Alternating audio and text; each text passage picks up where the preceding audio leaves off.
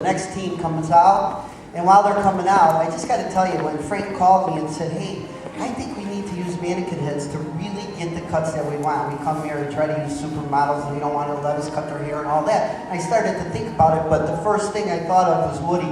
And Woody showed me a picture in South Beach in the last Intercoiffure show of a mannequin head that he entered into a NAHA contest or a contest.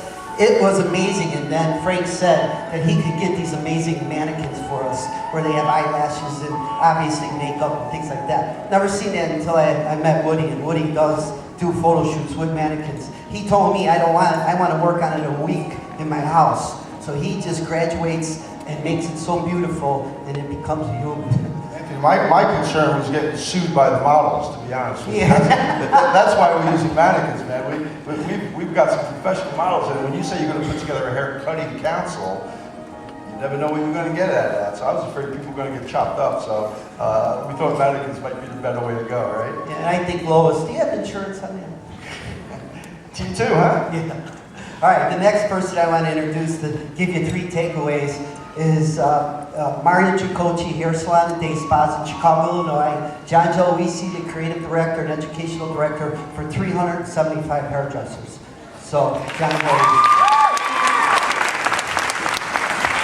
Thank you very much. My inspiration today really is going back to the 60s and really looking at what fashion is going to be coming into the spring for next season. So 60s is really going to play a key role. So what I took here was just a rounded shape, and it's just going through using round graduation through the back, coming through, taking squared layering to be able to flatten the shape through to the sides.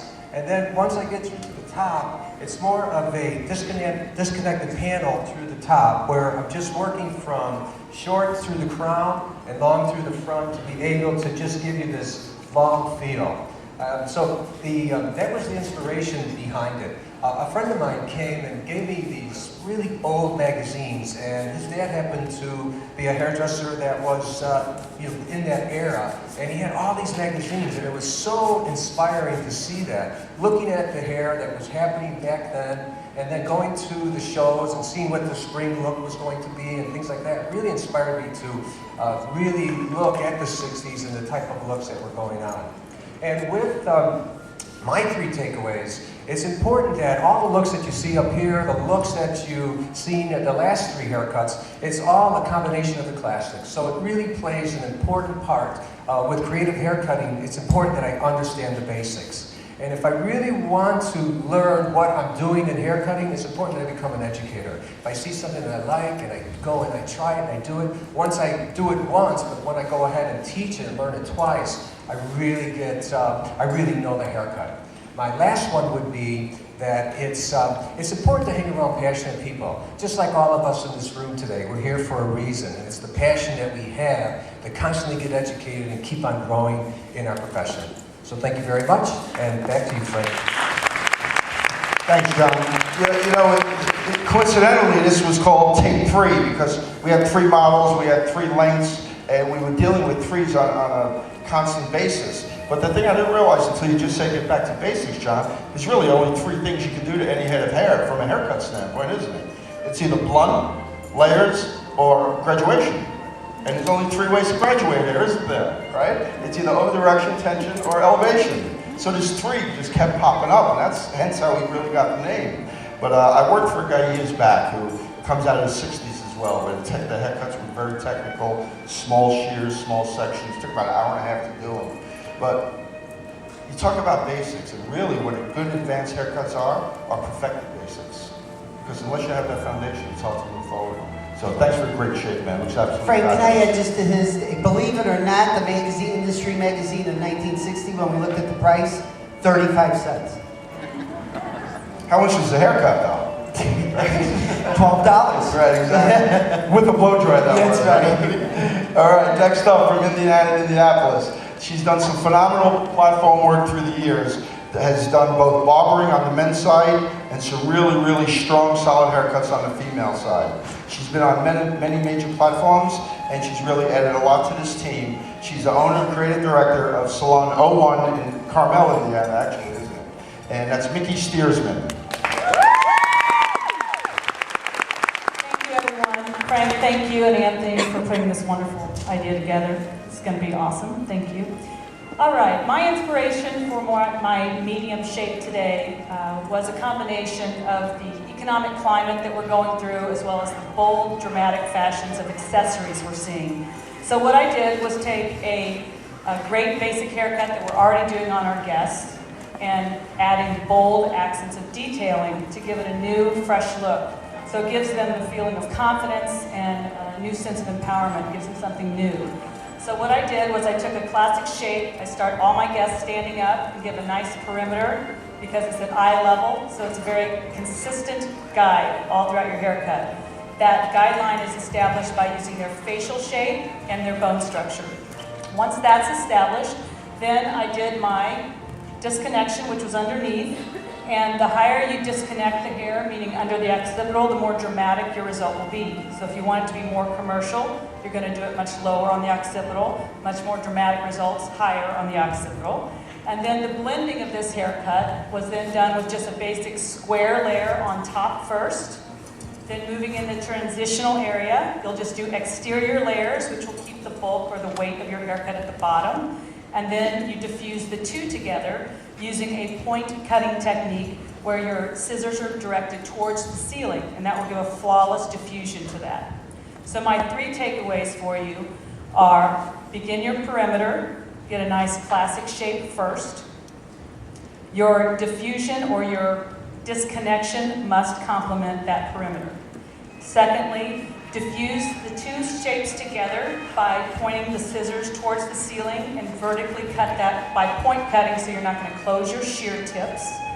And finally, finish all haircuts on a dry surface using surface cutting where it's on the actual surface of the hair, again, not closing the shears. And I finish with my fingers using a free-form hand diffusion technique. Anthony? Thank you, Mickey. You know, that was awesome. Now, who we want to introduce is from Chicago, Illinois.